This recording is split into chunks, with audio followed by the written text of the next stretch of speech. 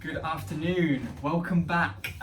Calories today, the spooky topic of calorie. How many puns are we going to get in that are Halloween based? I'm going to try for none. I'm actually going to break a record and make no Halloween puns whatsoever. I'll be doing the Halloween puns. Alright.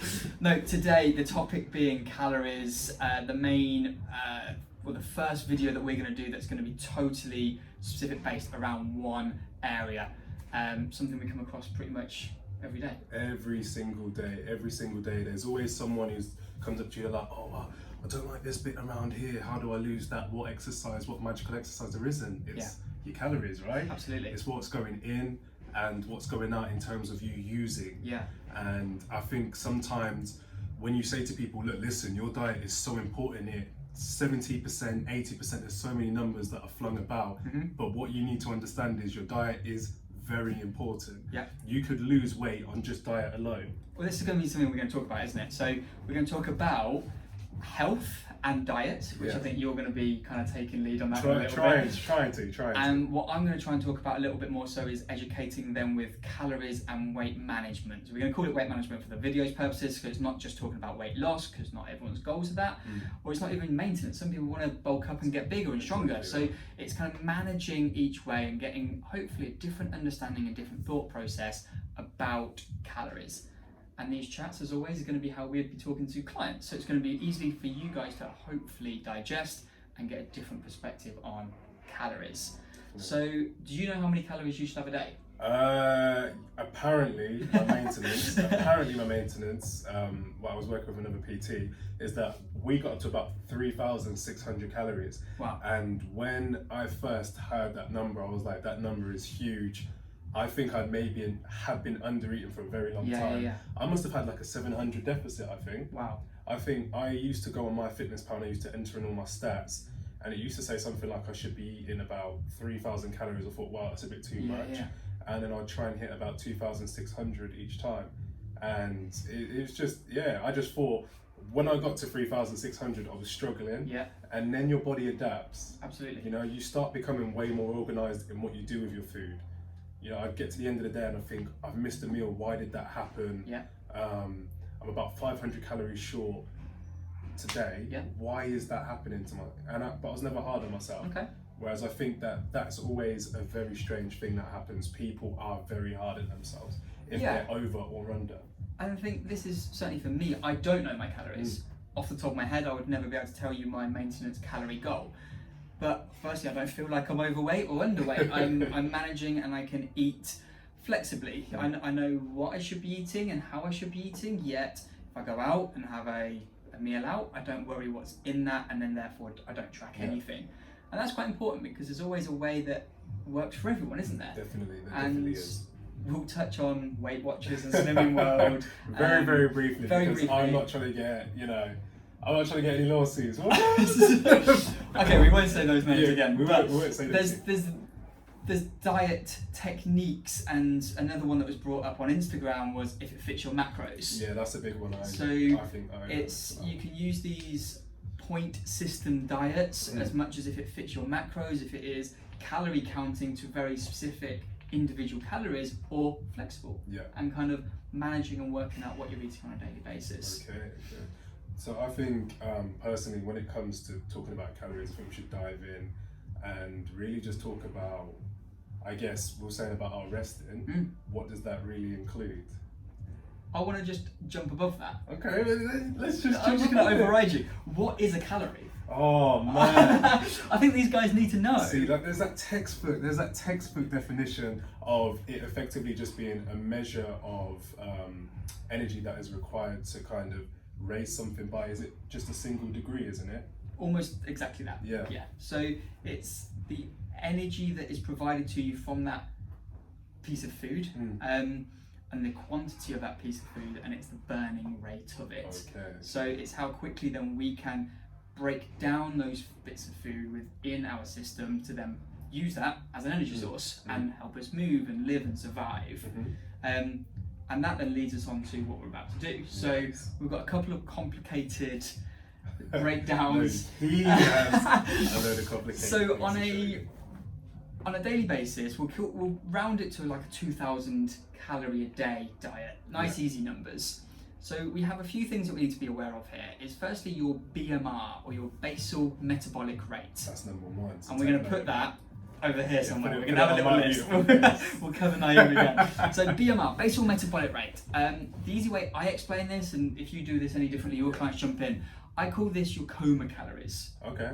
So Yeah. if you weren't to move, not to lift a muscle, not to clean your teeth, not to brush your hair, fidget, you're laying horizontal, because standing and seating burns different calories again. If you're laying horizontal supported and just surviving, so heart rate, blood pumping around the body, lungs expanding, contracting, all of your, isn't it? yeah, exactly. All of your bodily systems require a very small amount, but over 24 hours, it all adds up to a certain amount of calories. I would agree. So- I'd say exactly the same. Cool.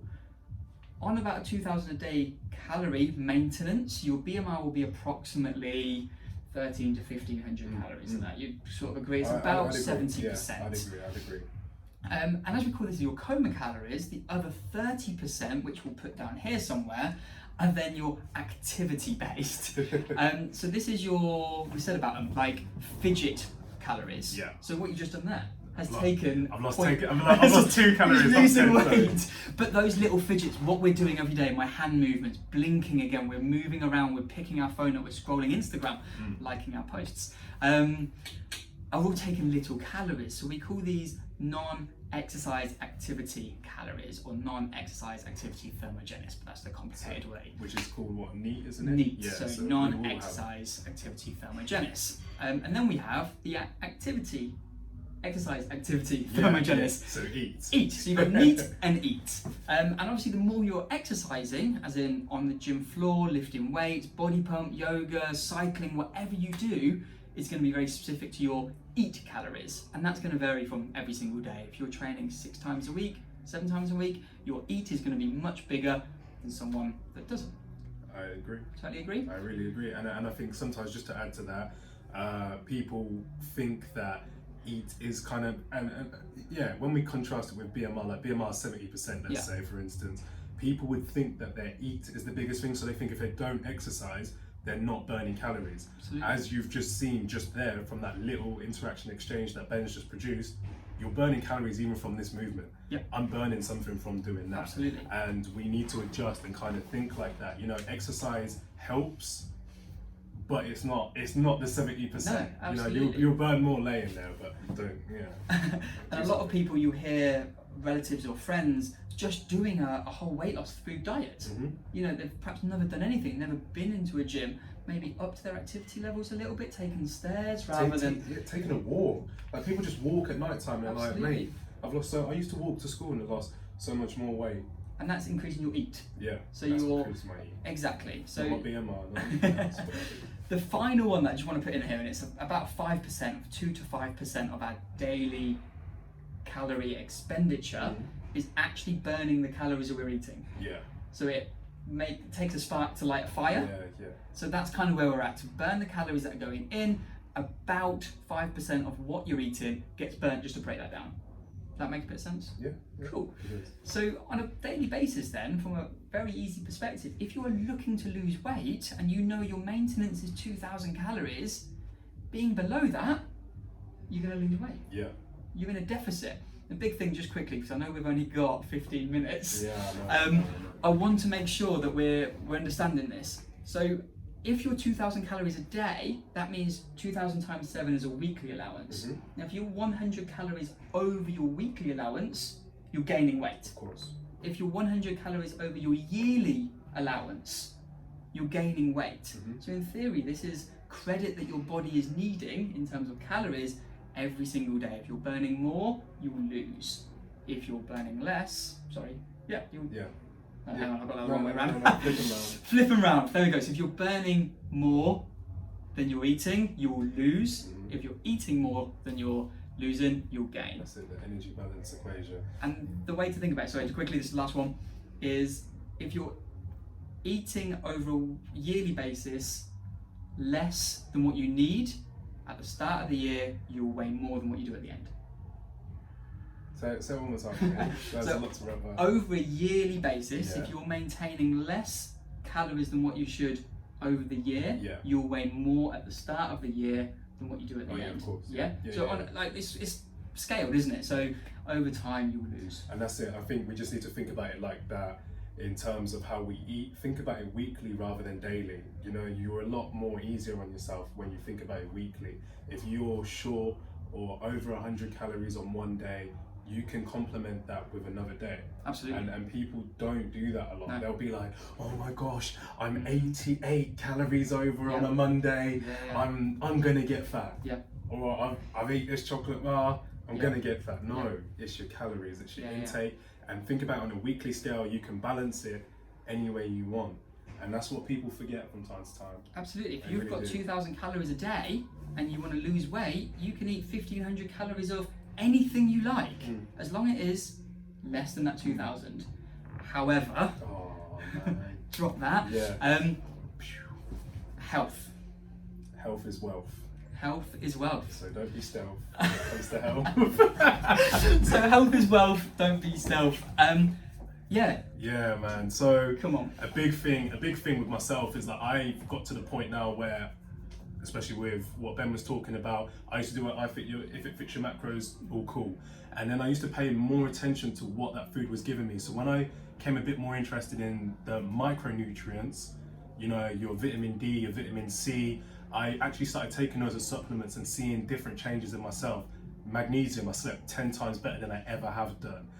Vitamin D actually upped my mood. It really improved my mood. I used to have almost like a brain fog sometimes. I'd sit in a room and I'd procrastinate a lot because I couldn't actually pinpoint things I wanted to do or pinpoint things I had to do. And I felt when I had vitamin D, I was just in the zone. Vitamin A for your eyesight, it improves that, but we tend to get that quite a lot in our foods. And so what we need to bear in mind sometimes is like, it's almost like the next step. Once you understand your calories, what is the utility of your food? There's no good or bad food really in life. There's what's useful and what's not as useful.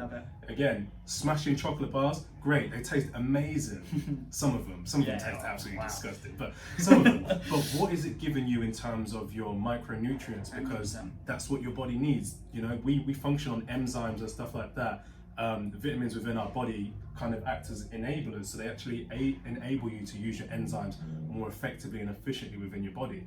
If you're starving yourself of that, your body isn't going to work optimally. Is that a word? Yeah, that's it. Yeah. And so you may see things like immune system problems, or you may get sicker than you should normally. You're like, mate, I'm eating so many calories, but I always feel tired. What is in those foods that you're eating? And if it's all empty foods, you could, if you wanted to, you could reach your, I'm not advising this, you could die, but you could reach your, let's say your maintenance, just drinking alcohol if you wanted to. But then what is that giving you? Oh, exactly. And that's that whole idea is a calorie is a calorie, whether it's coming from chocolate or fruit, but fruit is offering therefore more micronutrients. And this is a big thing I just want to touch on there. You said about sleeping habits. So something that someone told me, Martin McDonald, we'll drop another name in this video, go and check him out on Instagram. He is going down the line of calories in versus calories out is as simple as that.